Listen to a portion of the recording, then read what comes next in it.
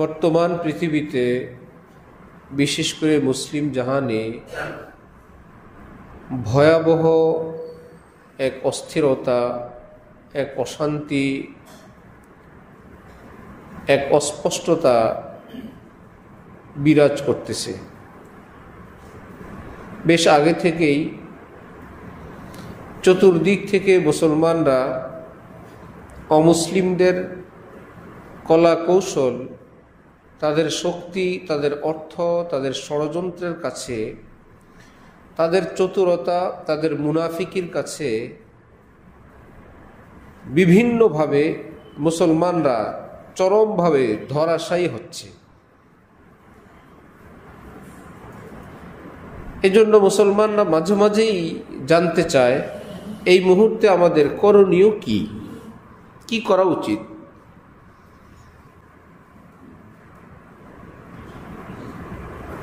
এটা একটা পুরাতন প্রশ্ন এবং এর জবাব আজকে না, যখন কোরআন নাজিল হয়েছে ১৫০০ বছর আগে আল্লাহ পাক এই সমাধান তখনই দিয়ে রাখছেন।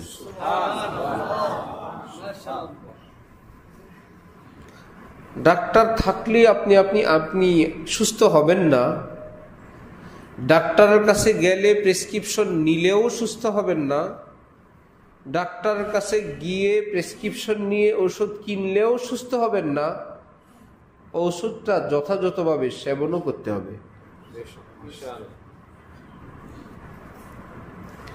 প্রথমেই যদি ফেল করেন, অভিজ্ঞ ডাক্তারের কাছেই যাওয়া হয় নাই, তাহলে তো পরের ধাপগুলো আপনার আর প্রশ্নই আসে না। ডাক্তারই ভালো না, সে ওষুধ ভালো কিভাবে দিবে? প্রথমটায় যদি টিকে গেলেন, ডাক্তার ভালো, তাহলে তার প্রেসক্রিপশনও ওকে। দ্বিতীয় ধাপ, প্রেসক্রিপশন পর্যন্তই আছে না ঔষধও কেনা হইল? এই পর্যন্তই শেষ না আরো কাজ আছে? ঔষধ সেবন করবেন এক বেলা দুই বেলা না নির্ধারিত কোর্স? তাহলে ডাক্তার হইতে হবে মানসম্মত, তার প্রেসক্রিপশনের ঔষধ মানসম্মত, সেটার যে কোর্স, সেই কোর্সটা যদি আমি সম্পন্ন করি, তারপর আমি আশা করতে পারি ইনশাআল্লাহ আল্লাহ পাক মেহেরবানি করলে আমি সুস্থ হব। না ডাক্তার নির্ধারণ আমার বিশুদ্ধ, সেখানেই ভুল। যদি ভুল না করি, ডাক্তার শুদ্ধ হয়, প্রেসক্রিপশন আমার ঘরেই। যদি ঔষধ কিনেও থাকি, ঔষধে ভেজাল। যদি ঔষধ ভেজাল, নির্ভেজাল কিনেও থাকি, ঔষধ সেবন করি নাই। যদি ঔষধ সেবনও করি, টাইম টেবিল ঠিক রাখি নাই। যদি টাইম টেবিল ঠিকও রাখি, ২-৪ দিন করার পর ছেড়ে দিছি, তাহলে অসুস্থতার জন্য এই চিকিৎসা বিজ্ঞান দায়ী না আমি দেই? আমি দেই। তু জো রহ রো হর কদম পে খা রহা হ্যায় ঠোকরে, লং খুদ তুঝ মে হ্যায় वरना रास्ता हमवार है। हकीमुल उम्मत थानवी रहमतुल्लाहि अलैहि खलीफा हजरत ख्वाजा আজিজুল হাসান মজজুব বলেন, হে বন্ধু, তুমি যে আল্লাহর পথে হুঁচট খাও, আছাড় খাও, চলতে পারো না, আশ্রয় পড়ো, আঘাতপ্রাপ্ত হও, বাধাপ্রাপ্ত হও, মনে করো না এই পথটাই এমন, এ পথে চলা যায় না,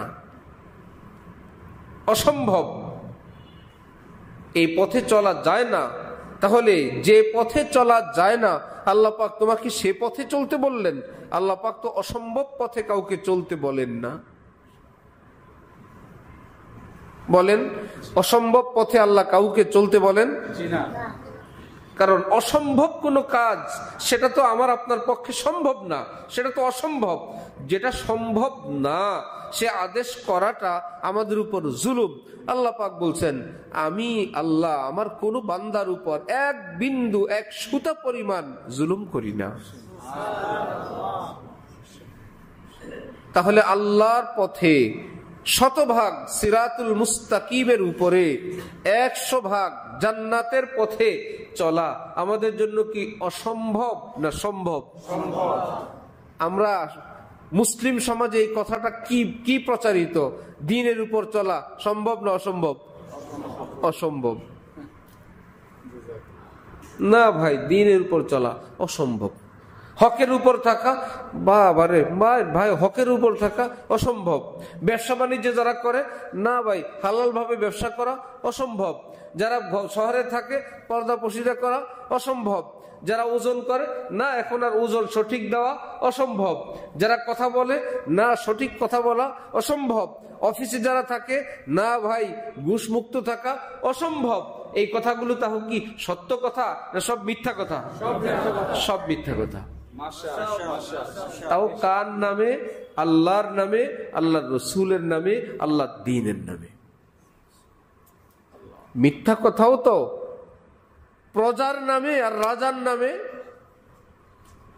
ঢিল মারবো, একই ঢিল ফকিরের বাড়িতে, মিসকিনের বাড়িতে, মেম্বারের বাড়িতে, চেয়ারম্যানের বাড়িতে, আস্তে আস্তে আস্তে মন্ত্রীর বাড়িতে, রাজার বাড়িতে। ঢিল মাত্র একটাই, একই ঢিল, কিন্তু মারবো কোথায় সেই অনুযায়ী বিচারের মাত্রাও সেই রকমই হবে, ঠিক না? রাজার বাড়িতে ঢিল মারছে, রাজার গাড়িতে ঢিল মারছে, তাহলে ছোটখাটো বিচার না।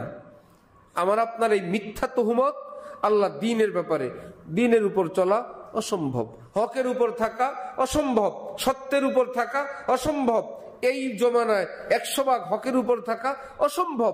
নবীজি বলেন, আল্লাহ বলেন, 100 ভাগ জান্নাতি রাস্তার উপর চলো, 100 ভাগ তাকওয়ার উপর চলো। ইত্তাকুল্লাহ, মুত্তাকি হও, তাকওয়ার উপর থাকো। আমরা আল্লাহকে বলে দিলাম অসম্ভব। আল্লাহ আপনি আমাদেরকে অসম্ভব কাজের আদেশ করছেন। তাহলে প্রথমে আমাকে আপনাকে এটা আকীদা, মনে মননে মস্তিষ্কে এটা আনতে হবে, হকের উপর চলা অসম্ভব না সম্ভব? সম্ভব।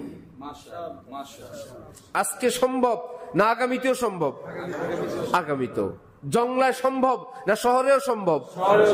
শহরেও সম্ভব। নির্জনে না লোকালেও? লোকালয়েও। কেমনে সম্ভব বলেন? কি কৌশল জানতে হবে, নিয়মটা জানতে হবে। দেখা গেল অনেক কিছু আপনি নিজে নিজে ঠিক করে রাখছেন, এলেম কালাম না থাকার কারণে। অপ্রয়োজনীয় অনেক বিধিবিধান আপনি নিজের উপর আরোপ করে রাখছেন। আপনি ভাবছেন এটা করা যাবে না, সেটা করা যাবে না, অথচ সেগুলো তো শরীয়তে এত কড়াকড়ি নাই, যেটা আপনি কড়াকড়ি নিজের উপর করে রাখছেন। এত কড়াকড়ি ইসলামী ছিল না, এই জন্য আপনি ভাবছেন না এটা। মনে করেন, এখন মনে পড়লো, আমি একটা কাজে আজকে ছিলাম। এমন কাজ আজকে আমাদের বাড়িতে, জমি মাপামাপি, ঝামেলার কাজ না এগুলো। আব্বা চাচা খুব হাসি খুশি ভাবেই কাজ চলছে, কোনো ঝামেলা নাই, ঝগড়া নাই, সীমানা নির্ধারণ। কিন্তু এই কাজটাই তো এমন, যতবার মাপে ততটা সীমানা বের হয়। গ্রামের জমি যতবার মাপবেন, একই আমিন দিয়েও যদি মাপেন, 2 বার মাপলে 2 জায়গায়। এমনকি ওনাকে দিয়ে হিসাব করাই, যতবার হিসাব করি ততবার আলাদা হিসাব বের হয়। ওই দিক থেকে বুঝাই দিয়ে আসলে হিসাব একরকম, এই দিক থেকে হিসাব বুঝাই দিয়ে আসলে একরকম। যদি বলি আব্বারটা আগে বুঝান, তাহলে আর কয় শতাংশ থাকে? 25। আচ্ছা, চাচারটা আগে বুঝান, তাহলে থাকে 24। এই ঝামেলা। এই রকমের মধ্যে টাইম বাজে 2টা। ওনাদের একজন বলল, তো জোহরের নামাজ তো কাজা হয়ে গেল। একজন বলল, অসুবিধা না, ওনারা হুজুর মানুষ, হুজুর গুজন্য সবই ঠিক আছে। 2টায় কি জোহরের নামাজ কাজা হয়? না জানার কারণে সে ভাবছে জোহর তো 1:30টায়, জোহরের নামাজ কয়টায়? 1:30টায়। এই যে 1:30টা বাজে আমরা নামাজটা পড়লাম না, নামাজটা কি হয়ে গেছে? কাজা হয়ে গেছে। না জানার কারণে অনেক কিছু মনে করে ইসলামের উপর চলা তো সম্ভব না। 1:30টা বাজে কি জোহরের নামাজের টাইম না জামাতের টাইম? সেটা তো আমরা ঠিক করছি, আল্লাহ তো ঠিক করছেন। এখন প্রায় 11:15টার দিকে জোহরের ওয়াক্ত শুরু, প্রায় 4টার কাছাকাছি টাইম পর্যন্ত জোহরের ওয়াক্ত, ঠিক না? জোহরের কোনো মাকরু ওয়াক্ত নাই যে একটু বিলম্ব হলে মাকরু হয়ে যাবে, তাও নাই। এর মধ্যে তোমরা টাইম ঠিক করে পড়ো। বরং হাদিস শরীফে আছে আবরিদু বিজোহর, আগে আগে জোহর পড়ো না, একটু রোদের তাপটা একটু ঠান্ডা করে জোহর পড়ো, এটা উত্তম। তাহলে জোহর কি বেশি আগে পড়া উত্তম না একটু বিলম্বে পড়া? রোদের তাপ একটু ঠান্ডা করে পড়ার আদেশ হাদিসে আছে। তাহলে 2টা বাজে কি জোহর কাজা হয়ে গেছে না সুন্নতের ওয়াক্ত আছে? সেই লোক বলতেছে হুজুররা তো কাজা করলে হয়, অসুবিধা নেই, হুজুর দিচ্ছে কত মাসালা। এলেম না থাকার কারণে অনেক মানুষ মনে করে আমি ইসলামের উপরে নাই, আসলে আছে। ব্যবসা করে, সহি হালাল ব্যবসা, জায়েজ ব্যবসা, আমাদের সঙ্গে বলে হুজুর আমি তো দুনিয়াদারি করি। দুনিয়াদার নবীর সঙ্গে হাসর হবে এমন তো কোনো ঘোষণা নাই। কোন দুনিয়াদার নবীর সঙ্গে, সিদ্দিকিনের সঙ্গে দুনিয়াদারের কেন হাসর হবে? বুঝা গেল এই কাজটা যদি সাদাকাত, সততার সঙ্গে, হালাল ভাবে, বৈধভাবে, জায়েজ ভাবে, আত্তাজিরুস সাদুকুল আমিন, সততার সঙ্গে, আমানতদারির সঙ্গে করে, এই ব্যবসা তাকে শুধু জান্নাতি নিবে না, নবীদের সঙ্গে বেহেশতে থাকার ব্যবস্থা করে দিবে। নফল পড়লে তো নবীদের সঙ্গে থাকার কোনো ওয়াদা নাই। যে নফল বেশি পড়বে সে নবীর সঙ্গে বেহেশতে থাকবে এমন কোনো কথা নেই। যে তাহাজ্জুদ পড়বে সে নবীর সঙ্গে বেহেশতে থাকবে কোনো খবর নাই। কিন্তু যে সততার সঙ্গে ব্যবসা করবে, আমানতদারির সঙ্গে করবে, সে তার হাসর হবে কাজের সাথে, নবীদের সঙ্গে, ওলিদের সঙ্গে, সিদ্দিকদের সঙ্গে। আমরা জানি দুনিয়াদারি করা এটা তো দুনিয়া। এখন আমি আমার কাজ করি, আমি ভ্যান চালাই, আমি রিক্সা চালাই, আমি তরকারি বিক্রি করি, আহা আমি তো আর ইবাদত করতে পারলাম না। নবীজি বলেন কাসবুল হালালি ফারিজাতুন বাদাল ফারিজা। তুমি ফজরের নামাজ পড়ছো, তুমি এখন যে উপার্জনে আসছো, এটা দুনিয়াদারি না, এটা একটা ফরজ আমল। ভ্যান চালক তার রুজির জন্য যে ভ্যানটা চালায়, সেটা কি একটা দুনিয়াদারি না ফরজ আমল? ফরজ আমল। রিক্সাওয়ালা ভাইয়ের সে রিক্সা চালানোটা, শ্রমিকের শ্রম দেওয়াটা, যে যেই হালাল রুজির জন্য যিনি যে কাজটা করছেন, তার এটা কি দুনিয়াদারি করা না ফরজ আমল? না জানার কারণে নিজের আমলটার নাম রেখে দিয়েছে দুনিয়াদারি। না জানার কারণে সেখানে আবার কিছু মিথ্যা, ধোঁকা, প্রতারণা করে হালাল সুন্দর আমলটাকে নষ্ট করে দিছে।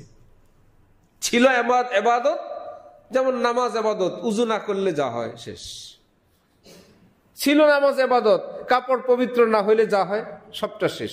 ঠিক ব্যবসাটা ছিল এবাদত, সেটাকে নষ্ট করে দিছে যে কোনো পয়েন্ট নষ্ট করে। ইসলামের উপর থাকা ছিল সহজ, জানা না থাকার কারণে হযরত ইমাম মালিক ব্যবসায়ীদেরকে ডাকতেন, ব্যবসার মাসআলা জিজ্ঞাসা করতেন, উত্তর দিতে না পারলে বলতেন যতদিন পর্যন্ত তুমি ব্যবসার মাসআলা না জানবে তোমার দোকান বন্ধ। কারণ ইসলামের বিধান তলাবুল ইলমি ফারিজাতুন আলা কুল্লি, এলেম শিক্ষা করা প্রত্যেক মুসলমানের উপর ফরজ। এই এলেম মানে হইল মুফতি সাহেব হওয়া না, পৃথিবীর সব এলেম না, তুমি যে এলেমের সম্মুখীন হও, অর্থাৎ দৈনন্দিন তোমাকে যে এলেম নিয়ে বেঁচে থাকতে হয় সেই এলেম, পাশাপাশি এর অতিরিক্ত যে কাজের সঙ্গে তুমি যুক্ত হবা, বিবাহ করবা বিবাহের এলেম, ব্যবসা করবা ব্যবসার এলেম, যৌথ ব্যবসা করবা যৌথ ব্যবসার এলেম, এই ব্যবসা করতে গিয়ে সফর করবা সফরের এলেম, যেই কাজ তোমার নতুন নতুন সামনে আসবে সেইটার এলেম শিক্ষা করা তোমার উপর ফরজ। ইমাম মালিক বলতেন করবা ব্যবসা, ছিল জান্নাতি মানুষ, চাকরিজীবী ছিল, হালাল ভাবে চাকরি করতে, হালাল ভাবে খাওয়া দাওয়া করতে। এখন ব্যবসা করতে গিয়ে মাসআলা না জানার কারণে, শব্দ ভুলের কারণে নামাজের রুকু সেজদা কেবলা কাপড় চোপড় সব ঠিক আছে, শুধু উযু নাই, নামাজ কি সওয়াব হবে? কি হবে না। ঠিক ব্যবসার সব ঠিক ছিল, কোথাও কোনো পয়েন্টে ভুল হয়ে যাবে, এত কষ্ট সব মাটি হয়ে যাবে। হযরত বললেন এত কষ্ট সব মাটি হবে, এর চেয়ে ভালো আগে ট্রেনিং দাও, 2-4 দিন 5 দিন 10 দিন ব্যবসা শিখে হালাল হয়ে হালাল বানায় ব্যবসাকে ইবাদত বানায় ব্যবসায় আসবা। এই ব্যবসা শুধু দুনিয়ার ব্যবসা থাকবে না, এই ব্যবসা তোমার পেটের ব্যবস্থাও করবে, এই ব্যবসা তোমাকে জান্নাতেও নিয়ে যাবে। ব্যবসাও হইলো, ব্যবসা তোমাকে জান্নাতেও নিয়ে গেল। তাহলে ইসলামের উপর থাকাটা আমাদের জন্য কি অসম্ভব না সম্ভব? সম্ভব। এটা আগে যদি আমরা জেনে নেই, একজন আলেম, একজন ডাক্তার, তিনি চেম্বার করবেন। আমার হযরতওয়ালা ঢালকানগরের নিকট আসছেন, হযরত আমি ডাক্তারি করি, আমার চেম্বারে তো মহিলা আসে, কি করব? দেখেন এইরকম একটা জানলে 10টা জানবেন। হযরত আমি এখন কি করব? হযরত বলেন চিকিৎসা করবেন। বললাম না, না জানার কারণে মনে করে কি করব হুজুর, বেপরদা করলে তো আমি ইসলাম থেকে বের হয়ে গেলাম। কেন বের হবেন? জেনে নেন, জেনে আপনি চিকিৎসাও করতে পারবেন ইসলামের ভিতরে থেকে। হযরত বললেন চিকিৎসা, হযরত কথা যেটা প্রয়োজন বলবেন, ওনার দিকে তাকায় থাকা তো আপনার ডিউটি না, যে কথা প্রয়োজন বলবেন। হযরত এর মধ্যে যদি ভুল বিচ্যুতি হয়ে যায়, ভুল বিচ্যুতি হয়ে গেলে আর আল্লাহ পাকের কাছে তওবা করবেন, আয় আল্লাহ এর মধ্যে আমার কোনো ভুল বিচ্যুতি হয়ে যায়, আয় আল্লাহ আমাকে মাফ করে দেন, আমি আগামীকাল থেকে আরো সতর্কভাবে, অত্যন্ত সতর্কভাবে খেয়াল করে চিকিৎসা করব। যেমন অপারেশন করার সময় হাতে গ্লাভস লাগান, লাগানোর পর অপারেশন করেন যাতে শরীরে ময়লা আবর্জনা রক্ত পুঁজ না লাগে, হাত ভালো করে ফ্রেশ করে ধুয়ে ফেলেন। ধোয়ার সময় কি নিয়ত করেন এই জীবনে আর অপারেশন করব না? ধোয় আবার নিয়ত করে কালকে আবার অপারেশন করব, আবার নিয়ত করে কালকে আবার ধোবো। ঠিক তওবা করবেন, আবার নিয়ত করবেন আবার কালকে চিকিৎসা করব, আবার প্রয়োজনে কালকে আবার তওবা করব, আবার নিয়ত করে আবার পরের দিন চিকিৎসা করব, আবার যদি ভুল বিচ্যুতি হয়ে যায় কালকে আবার তওবা করব, আবার চিকিৎসা করব, খেয়াল করব যাতে ভুল না হয়, যদি ভুল হয়ে যায় আবার তওবা করব। তাহলে ডাক্তার সাহেব কি শরীয়তের বাইরে চলে গেলেন না ভিতরে থাকলেন? যদি না জানেন ডাক্তারি কেন, মাদ্রাসায় পড়ায়ও লাইন থেকে বাইর হয়ে যাবেন। না জানলে ছাত্র দিছে পড়াইতে, এইবার ছাত্রের মায়ের দিক তাকায় বলতেছেন কোনো অসুবিধা হইলে আপনি আমার সঙ্গে যোগাযোগ রাখবেন। ছাত্রের মায়ের চেহারার দিক তাকায় তাকায় যদি বলে ভালো মন্দ আপনি আমার সাথে যোগাযোগ রাখবেন। প্রয়োজন ছিল কি ছিল না? ছিল না। যেই কথাটার প্রয়োজন ছিল না, অপ্রয়োজনীয় একটা কথা, একজন মহিলার চেহারার দিক তাকায় মাদ্রাসার শিক্ষকও যদি বলে, তাহলে দেখতে তো হুজুর, কিন্তু হুজুর অবস্থায় লাইনে নাই, আর দেখতে তো তিনি ডাক্তার, তার চেম্বারে কত নারী পুরুষ আছে নিয়ম জানার কারণে, তারপরেও তিনি শরীয়তের ভিতরে আছেন।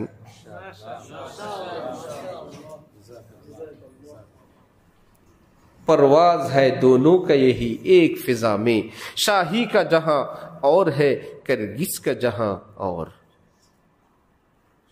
আল্লামা ইকবাল বলতেন যে নিয়ম তো হইলো এটাই যে পাথর দিয়ে যখন আঘাত করা হয় তখন কাঁচ ভেঙে যায়, এমন কাঁচ তালাশ করো যেই কাঁচ দিয়ে আঘাত করলে পাথর ভেঙে যাবে। হ্যাঁ, পাথর দিয়ে আঘাত করলে কি ভেঙে যায়? কাঁচ ভেঙে যায়। এমন কাঁচ, এমন সীসা তালাশ করো যেই সীসা দিয়ে আঘাত করলে পাথর ভেঙে যায়। নিয়ম তো এটাই, আল্লাহ তকদির লিখে দিবেন, পরে তকদির অনুযায়ী হইতে থাকবে। বরং তুমি তোমাকে এমন বানাও, তকদির লেখার আগে আল্লাহ তোমার জিজ্ঞেস করবেন, হে বান্দা তোমার নামে কি লিখবো?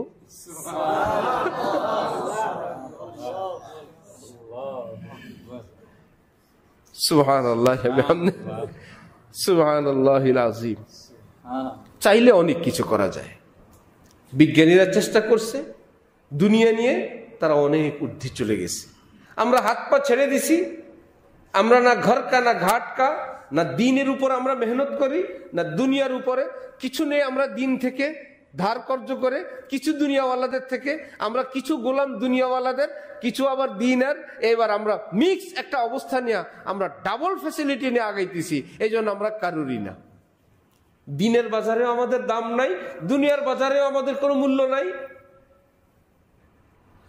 আলেমদের কাছে গেলে বলবে সূরা কেরাত ঠিক নাই, নামাজ ঠিক নাই, এসা ঠিক নাই, আসলেও ঠিক নাই। আর দুনিয়াওয়ালাদের কাছে গেলে বলবে আরে বিজ্ঞান জানে না, কিছুই জানে না, অপদার্থ। কি মুশকিল, কোন বাজারে? শেষে কলমা শরীফ নিয়ে কবরে রওনা হয়েছে। হুজুরা বলছে কলমাটা থাকলে ইনশাল্লাহ বেহেশতে যাওয়া যাবে, এই ভরসা নিয়ে রওনা হয়েছে। কিছু একটু করা চাই, আসছি দিনের লাইনে, হব দিনদার, বেশি কিছু তো না, সব করব, শিখবো, পড়বো, চলবো, পরিচ্ছন্ন থাকবো, পোশাক আশাক ভালো রাখবো, খাবো, সব করব।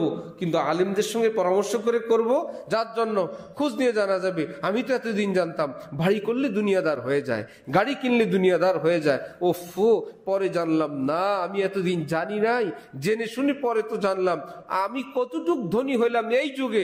আমার চেয়ে কয়েক লক্ষ গুণ বড় ধনী ছিলেন হযরত ওসমান গনি রাদিয়াল্লাহু তাআলা, যার ব্যাপারে নবীজি বলছেন আমার যদি আরেকটা মেয়ে থাকতো আমি ওসমানের নিকট সেটা বিবাহ দিয়ে দিতাম। কেমন জামাই মিয়া! ওসমান গনি বদর যুদ্ধে যান নাই, কিন্তু বদরি সাহাবীর মধ্যে ওসমান, এক লোক আসছে, আয়েশা হযরত ওসমানের বিরুদ্ধে কিছু বলতে চেয়েছিলেন।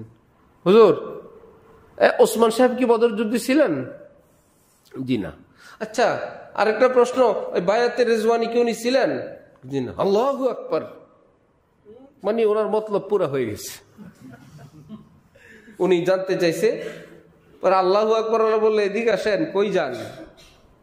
বললো আমার যেটা জানার দরকার ছিল হয়ে গেছে, এদিকে আসেন। কি বদর যুদ্ধে যান নাই এই কথা? উনি তো যেতেন।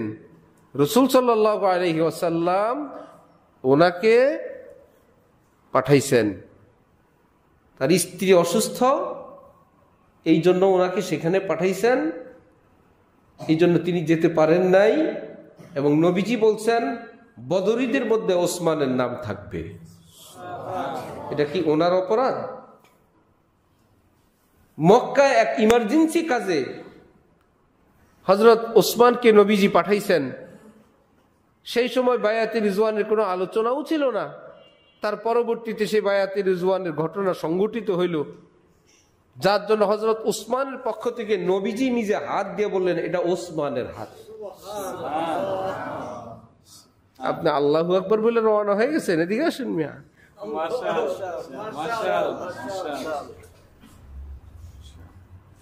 এই জন্য বলে নিম তবিব খতরায়ে জাঁ, নিম মোল্লা খতরায়ে ইমা। মোল্লা যদি অর্ধেক হয়, আধা জানে, ইমানের জন্য ঝুঁকি। কিছু জানে যে এটা ইমানের জন্য বহুত বড় ঝুঁকি। আর ডাক্তারও যদি কিছু জানে, এটা জানের জন্য ঝুঁকি, জীবনের ঝুঁকি। কিছু জানে, কিছু জানে না। বিশেষ করে যেগুলো মানসিক ডাক্তার, ছোটখাটো, অধিকাংশ মানসিক রোগী।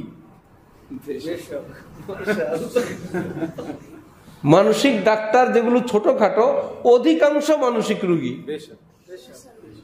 ওই বই পড়ে গেছে, মানসিক রোগী যেগুলো তোমাদের কাছে আসবে, আসলে তুমি এই এই এই এই প্রশ্ন করবা। এগুলো এই মজলিসে আমি বলতেছি না, প্রশ্নগুলো শুনলেই বোঝা যায়। একটা ছেলের যে কোনো কারণে, সব তো পাগল নেয় না তাদের কাছে, বিভিন্ন কারণে মানসিক চাপ, একটা প্রেশার, চুপ করে থাকে ইত্যাদির কারণে একটু রিল্যাক্সের জন্য অনেক সময় এরকম রোগীও তাদের কাছে নেয়। নিলে সে যে আবল তাবল প্রশ্ন করে, ওই প্রশ্ন থেকে ছেলেটা পাগল হওয়া শুরু।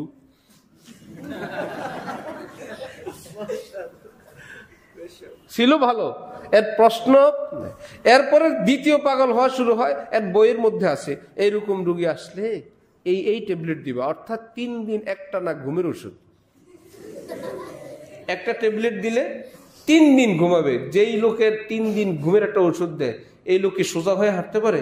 চোখ অর্ধেক খোলে, অর্ধেক খোলে না। তো এই লোকের এই অবস্থা দেখা ফ্যামিলির সবাই বলে আল্লাহ, একদম পুরো মানসিক সমস্যা। কথাও কেমন কেমন বলে। আর ডাক্তারের চেম্বার থেকে নিয়ে যাওয়ার পর সবাই কানা ঘুষা শুরু, ওর মানসিক সমস্যা আছে, মানসিক সমস্যা। সবার থেকে শুনতে শুনতে সেও এখন মুখস্থ করে নেয় আমি একজন মানসিক রোগী হয়ে গেছে। তাহলে রুগী কি আগে ছিল না পরে শুরু হয়েছে? এইরকম হুজুরও আছে,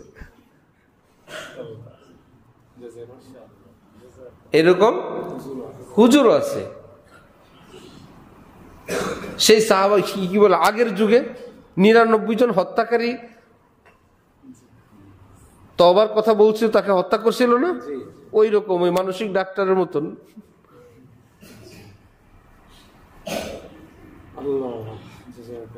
আল্লাহ পাক আমাদেরকে দ্বীনের সহি বুঝ দান করেন।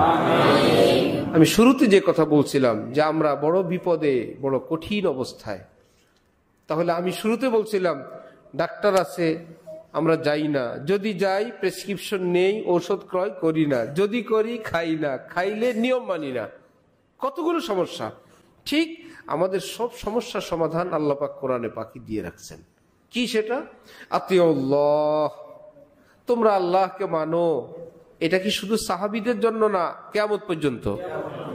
ওয়া আতিউর রাসূল, রাসূলকে মানো। এটা কি নির্দিষ্ট সময় না, কিয়ামত পর্যন্ত। ওয়া উলিল আমরি মিনকুম, তোমাদের মধ্যে যারা নীতি নির্ধারণকারী অর্থাৎ সর্বোচ্চ আলেম ওলামা, তাদেরকে মানো। এই কথাটা কি নির্দিষ্ট সময়ের না কিয়ামত পর্যন্ত? আমরা এই 3টা পয়েন্ট যদি ধরি সব সমস্যার সমাধান।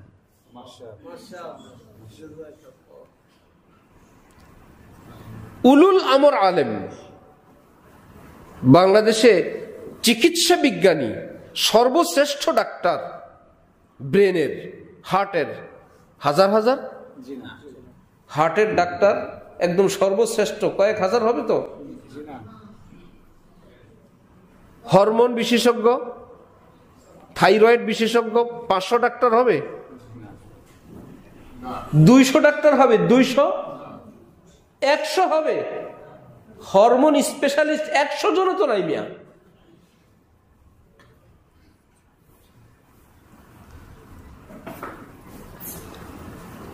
মাশাআল্লাহ। লিভার সিরোসিস এক রোগী নিয়ে যাওয়া হলো আসগর আলীতে, নামি হসপিটাল। সেই হসপিটালের ডাক্তার, আমরা ভাবছি হসপিটাল বড় তো ডাক্তার তারা যাচাই বাছাই করে নেন। ওনাকে বললাম মুবিন খান নামক একজন ডাক্তার আছে, আপনি চিনেন তাকে? বললেন বাবা রে, উনি হলেন পিজিতে এই লিভার বিভাগের প্রতিষ্ঠাতা, এই লিভারের চিকিৎসা বিভাগের প্রতিষ্ঠাতা, প্লাস আসগর আলীতে আমার চাকরি হওয়ার ব্যাপারে ইন্টারভিউ উনি নিছেন।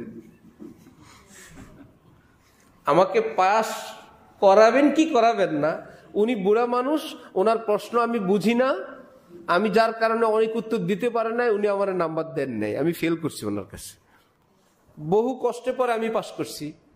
তাহলে আমি যার কাছে গেলাম, আমি ভাবছিলাম সে বড়, সে যখন আমাকে ওই বেটার কথা বলে দিল, ওই লোক আমার পরীক্ষা নিয়ে পাস করাইছে, প্লাস পিজির, সে তার হাত ধরে পিজিতে এই বিভাগটা চালু করা হয়েছে।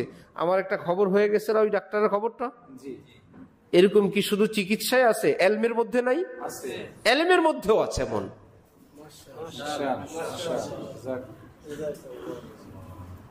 এলমের মধ্যেও আছে এমন, শিক্ষিতর মধ্যেও আছে এমন, সব বিভাগে এমন আছে। ওই সর্বশ্রেষ্ঠ যারা, যারা কলম লিখলে সেটা বই হয়ে যায়, যারা ফতোয়া দিলে সেটা কিতাব আকারে হয়ে যায়, যারা বয়ান করলে সেটা পুস্তক হয়ে যায়, এদেরকে বলে উলুল আমর। কোরআনের ভাষায় তাদেরকে বলে কি? আল্লাহ পাক বলেন আতিউল্লাহ ওয়া আতিউর রাসূল ওয়া উলিল আমরি মিনকুম, আল্লাহকে মানো, রসুলকে মানো, এবং তোমাদের মধ্যে যারা এলমে আমলে সর্বসেরা, শুধু এলমে না, পাশাপাশি আমলে সর্বজন শ্রদ্ধেয়। এই সর্বজন বলতে আলেম সমাজে, কারণ আলেমে আলেম চিনে, রতনে রতন চিনে। তুমি চেনো না, তুমি কি বুঝবা? তোমার কথায় কাজ হবে না। আমাদের এক হুজুর কোন এক জায়গায় কিছু ভুল বিচ্যুতি করছে, ওনারা ওখান থেকে ওনার খেদমতটা বাদ দিয়ে দিছে, ওনাকে চাকরিচ্যুত করছেন। ভুল বিচ্যুতিগুলো আলোচনা কেন্দ্রিক, অসুন্দর ছিল, আমাদের কাছেও ভালো লাগে নাই যে এই কাজগুলো বা এই কথাগুলো বয়ানের ওনার ভালো ছিল না। এখন আমি এক জায়গায় গেলাম, পাশের থেকে একজন হুজুর অমুককে চিনেন? জি চিনি। উনি খুবই ভালো, উচিত কথা বলে দেখে ওনার চাকরিটা চলে গেছে। এখন আমি তো কিছু বলার নাই, আমি শুনতেছি বসে বসে, আমি তো জানি ওনার চাকরিটা কেন গেছে।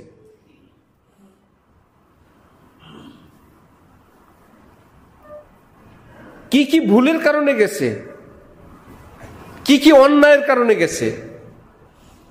আরো দুইজন আলেমের কাছে জিজ্ঞেস করলে অন্য আলেমেরা বলবে আমরাও জানি। কিন্তু সাধারণ মুসলমান হুজুরের মুনাজাতে চোখে পানি এসে যায়। কারো মুনাজাতে চোখে পানি আসলে উনি বড় হুজুর, কিন্তু সাধারণ মানুষ মনে করে কি আল্লাহ এত বড় হুজুর, কেমনে বড় হুজুর, আল্লাহ একটা মুনাজাত দিয়ে চোখে পানি নিয়ে আসছে হুজুর। এই জন্য উলুল আমর চিনবেন কারা? আমার আপনার দৃষ্টিতে যারা বড় বড় আলেম, বড় বড় মুহাদ্দিসিন, মুফাসসিরিন, আল্লাহ যাদেরকে ইলমের জগতে সম্মানিত করছেন, তারা বলবেন আমাদের ওস্তাদ, আমাদের শায়েখ, আমাদের হযরত, আমাদের ওস্তাদদের ওস্তাদ। অটোমেটিকলি আল্লাহ পাক ওই আলেম সমাজে তাকে সেই সম্মানের, সেই মর্যাদাটা আল্লাহ পাক এমনিতেই দান করে দিবেন। ইমাম আজম আবু হানিফা, এটা কি কখনো মিটিং করে ঠিক হয়েছিল? কেউ বলতে পারবেন যে এত সালে সবাই মিলে বসে মিটিং করে ঠিক করছিল?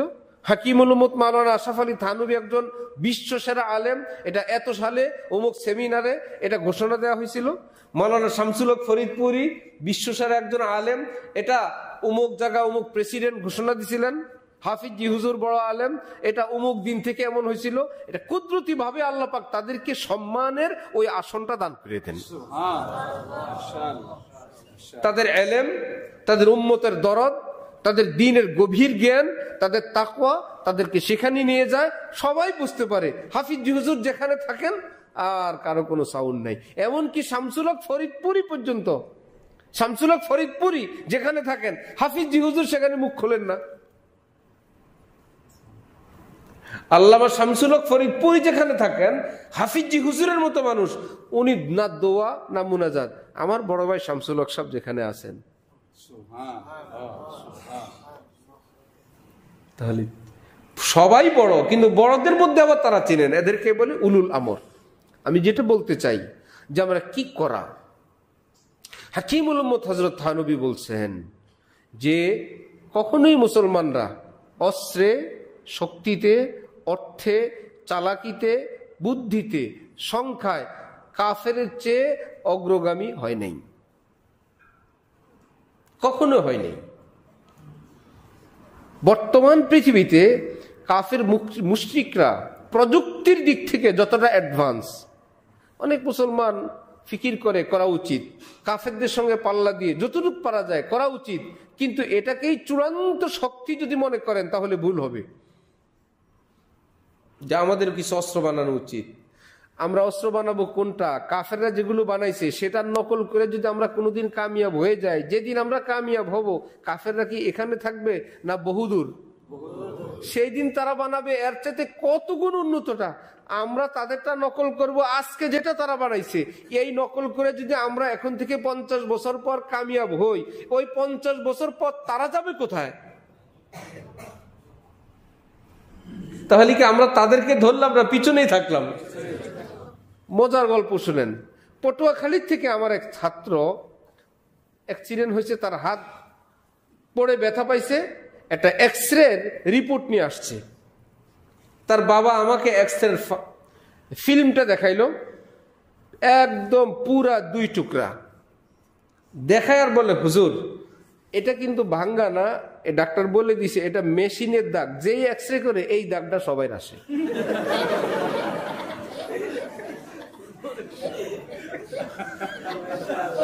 আমি তো দেখে ভাই হাড্ডি 2 টুকরা হয়ে গেছে পুরা। আমি ফিল্ম দেখেই তো আল্লাহ রে, বলেন না এটা যেই এক্সরে করে আপনি ভালো হাত দিবেন আর পা দিবেন, এদিক দিয়ে 2 টুকরা আসবে।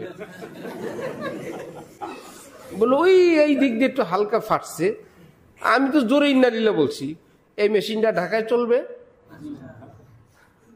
হ্যাঁ, এটা ঢাকায় চলবে রে। এগুলো যখন এখান থেকে বাদ হয়ে যায় ঢাকায়, ঢাকার আশপাশের হসপিটালে নেয়, ঢাকার থেকে নেয় অন্যান্য জেলায়, জেলার থেকে থানায়, পরে আশপাশের বাজারে আলুর দরে যখন বেচা যায় ওজন ওজন কেজি হিসাবে ভাঙ্গারি, তখন সেগুলোর রং টং দিয়ে বড় করে লাগায়, এক্সরে করানো হয়। তারা এক্সরে করে রুগীরে বলে দেয় এটা মেশিনের ভাঙ্গা, এটা আপনার হাড্ডি ভাঙ্গা না, এই পাশে হইলো হাড্ডি ভাঙ্গা। আপনি আমি যদি ওই কাফের মুশরিকদের সঙ্গে অস্ত্রের মহড়া দেই, আমার আপনার ভাগ্যে পড়বে ওই এক্সরে মেশিনটা। ওটা দিয়ে আপনি কি করবেন? যতটুক পারা যায় সংগ্রহ করা চাই। এটা আমার আপনার না, এটা মুসলিম রাষ্ট্র যারা থাকবে তারা করবে যতটুকুন করা যায়। কিন্তু আমাদের শক্তি কি অস্ত্রের না আল্লাহ? বলবেন হুজুর কাফের মুশরিকদের সঙ্গে আল্লাহ আল্লাহ বললে এই যুগে হবে? কেন হবে না? আফগানিস্তান থেকে আমেরিকানরা পালায় গেল আফগানওয়ালাগো অস্ত্রের জোরে কয়েকশো বছর আগে না আধুনিক যুগে? গোপনে না সবার সামনে? কি দেখা গেল ভাই? সবার সামনে ভাই। ভয় কিসের? থাকো না, থাকা যাবে না, থাকো না, কিছু নাই তো, খালি হাত। আরে ভাই তোমরা কি জানো খালি হাত? আমরাই না জানি।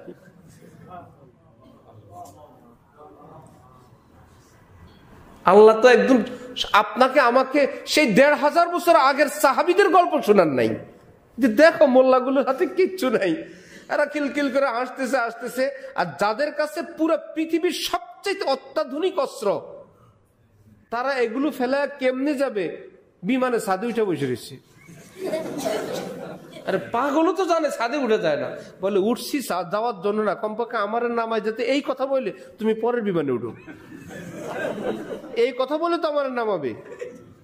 অনেক প্রার্থীরা নির্বাচন করে পাশ করার জন্য না, কমপক্ষে পার্টির থেকে এই শর্তে যেতে বলে এইবার না, তোমার পরের বার দিব। ঠিক না? এই পরিমাণ পোস্টারিং করে, সেও জানে যাতে কমপক্ষে দলের থেকে তারে বলে তোমার এইটা না ওইটা দিব, অথবা এইবার না পরের বার দিব। তারাও জানতো বিমানের পাখায় উঠে যাওয়া যায় না, ছাদে যাওয়া যায় না। সে উঠছে কেন? যে আমার ব্যথা আমি জানি, আমার ভয় আমি জানি, আমি তালেবান দেখতেছি, হুজুর আর হুজুর। এটা হইলো আল্লাহর সঙ্গে সম্পর্ক যখন হয়ে যাবে, এই অল্প স্বল্প অস্ত্র দিয়ে আল্লাহ পাক আমেরিকান ওই চোরাদেরকে আল্লাহ পাক ভাগায় দিয়ে দিবেন। তাহলে বড় শক্তি কোনটা? অস্ত্র না আল্লাহ? এটা হইল মেইন কাজ। হাতে একটা কিছু থাকবে যতটুকু আমরা পারি, কিন্তু আমরা মেইনটা বাদ দিয়ে এটার দিকে লাগছি। এই জন্য কাফের মুশরিকরা বলে এইটা দিয়ে আমাদের সঙ্গে কোনোদিনও পারবি না, এবং আমাদের মনোযোগটা ওই দিক নিয়ে গেছে। আবার অস্ত্র বিক্রি করে কারা? মুসলমানরা না কাফেররা? কি সুন্দর এমন এমন সিস্টেম আছে। অ্যান্টিভাইরাস কি জানি বলে সিডি বিক্রি করতো, এমন সিস্টেম, এটা 1 বছর ওয়ারেন্টি, 1 বছরের মাথায় এটা নষ্ট হয়ে যাবে। আর বাবা এটা দিয়ে দিল, 1 বছর ওয়ারেন্টি দিল, ওই বেচারা তো আমাকে দিল, আমি সেভ করব, ভালো করে যত্ন করে রাখলে 5 বছর রাখবো না।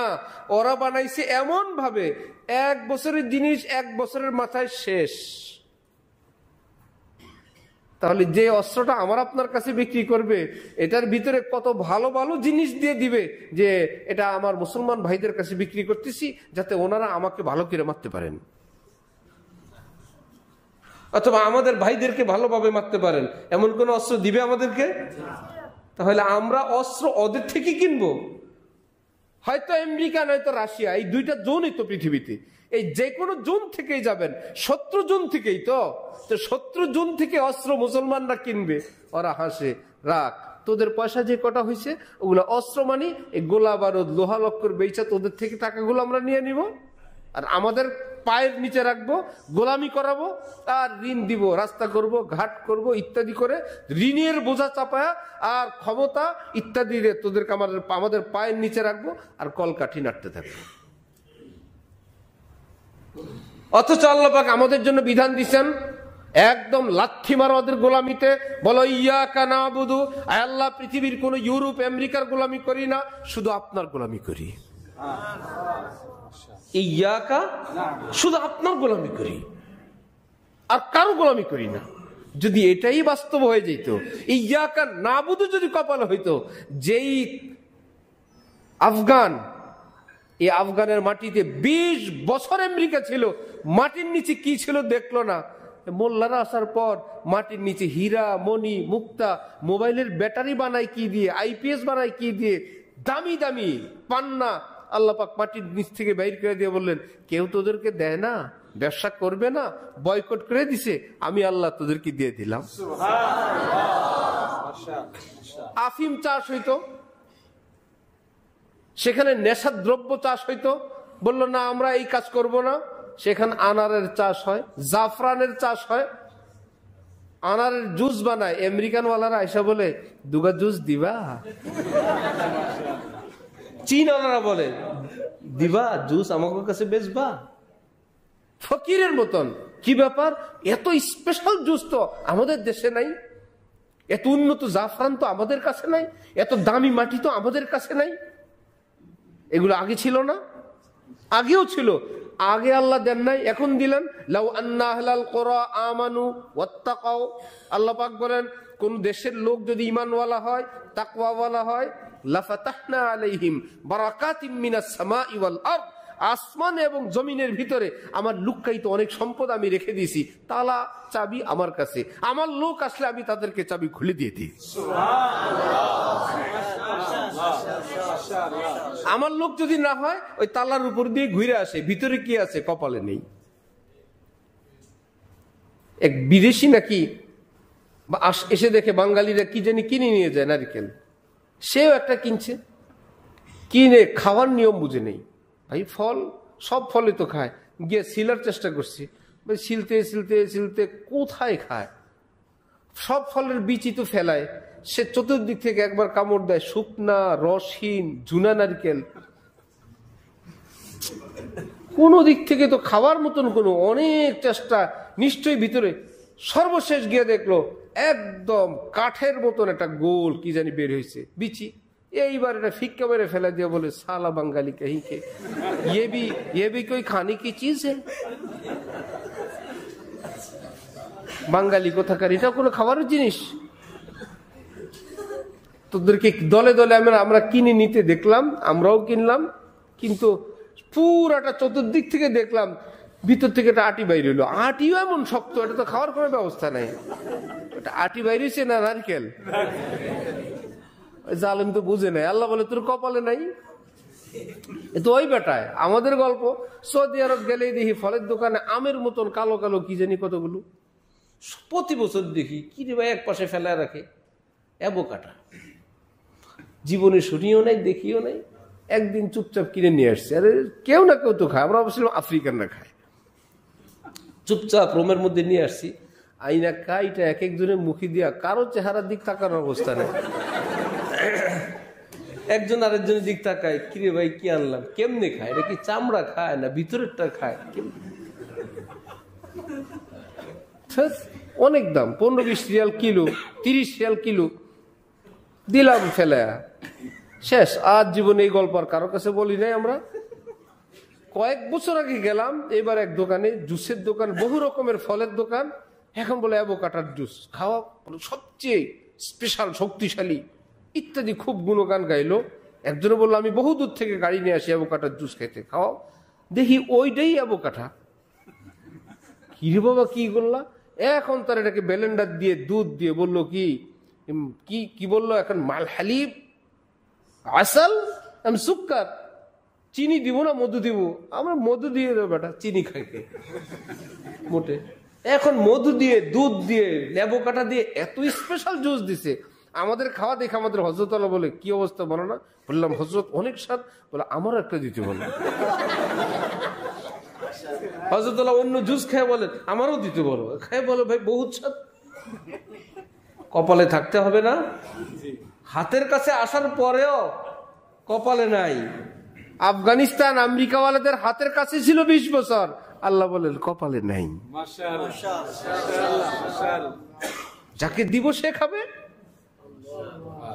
আছে সব এই পৃথিবীতে, বহু কিছু আছে এই মাটির তলে, বিদেশ যাওয়া লাগবে না, এই মাটির নিচে আছে, এই বরাবর আসমানে আছে। যদি আমরা ভালো হই, আমরা মানুষ হই, আমরা আল্লাহওয়ালা হই, আমরা নামাজটুকুন পড়ি, আমরা মানবতা গুণসম্পন্ন মানুষ হই, আমরা পরোপকারী হই, আমরা হালাল খানেওয়ালা হই, আমরা সুন্নতের অনুসারী হই, আমরা যদি মানুষকে ঠক দেওয়াটুকুন বন্ধ করি, বাস। আর যে কোনো বিষয়, ইসলামের বিষয় কি, টিউশনির আলেম সাহেব না বড় আলেম? ছোট বিষয় ছোট আলেম, ভাই এই উজুটা উজুর কয় ফরজ, ওকে ঠিক আছে। এটার জন্য কি বাইতুল মোকাররম যাওয়া লাগবে? উজুর ফরজ জিজ্ঞেস করতে বাইতুল মোকাররম রওনা হয়েছে। ভাই যেটা হয়ে যায় হয়ে গেছে। ভাই জটিল বিষয়, এটা তো যাত্রার কথা আমি মানবো না। এটা আমি একজন শ্রেষ্ঠ আলেম থেকে সিদ্ধান্ত নিয়ে আমি পৃথিবীর থেকে চোখ বন্ধ করব। শ্রেষ্ঠ আলেম বলছেন, আমি তারটাই মানবো। হাজারো কথা আছে, কথা হাজারো আছে, আমাকে একটা তো মেনে চলতে হবে। হয়তো নিজের এলেম থাকবে, অথবা এলেম ওয়ালাদের কথা আমি চলবো। হয়তো কারো গাড়িতে উঠতে হবে, না হয়তো নিজের গাড়ি থাকতে হবে, না হলে নিজে হেঁটে মক্কা যাওয়া লাগবে। বাহন হয়তো নিজের থাকতে হবে, অথবা অন্যের বাহনে উঠতে হবে, না হলে হেঁটে মক্কা যাওয়া লাগবে। বাহনও নাই, আরেকজনের বাহনেও উঠবেন না, আবার মক্কা যাওয়ারও শখ। নিজের কোনো বাহন নাই, না জাহাজ আছে, না উড়োজাহাজ আছে, না বিমান আছে, না হেলিকপ্টার আছে, না আরেকজন কারোটায় উঠতে আপনি প্রস্তুত, আবার আপনার মক্কা যাওয়া শখ, তাহলে হেঁটে যাওয়া লাগবে না? সবার কপাল।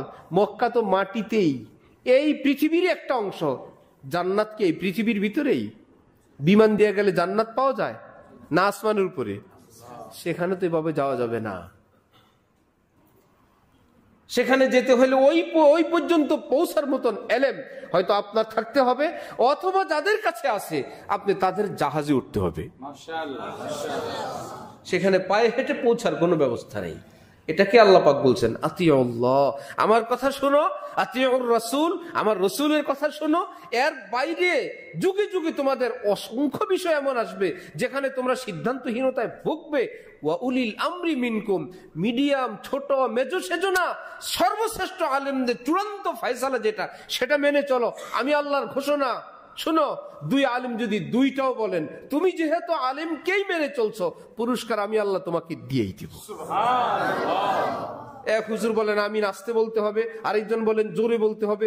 দুজন যেহেতু উলুল আমর, যারা জোরে বলনেওয়ালার অনুসরণ করবা জান্নাতি, যারা আস্তে বলনেওয়ালার অনুসরণ করবা জান্নাতি। কারণ উভয়ে উলুল আমরের অনুসারী। আমরা কি করব? আল্লাহ বলছেন উলুল আমরকে অনুসরণ করতে, আমরা উলুল আমরকে অনুসরণ করছি। ওনারা দুই রকম ব্যাখ্যা করছেন, দায়ভার আমাদের উপর না, তাদের উপর। তাদের বিচার তো আমরা করতে পারবো না, কোরআন হাদিসের আলোকে তারা ফয়সালা করছেন। এইটুকুন করতে হবে তিনি সেই রকম মানের ব্যক্তি কিনা। আল্লাহ আমাদেরকে বুঝ দেন, আল্লাহ আমাদেরকে তৌফিক দেন, আল্লাহ আমাদেরকে হেদায়েত দান করেন।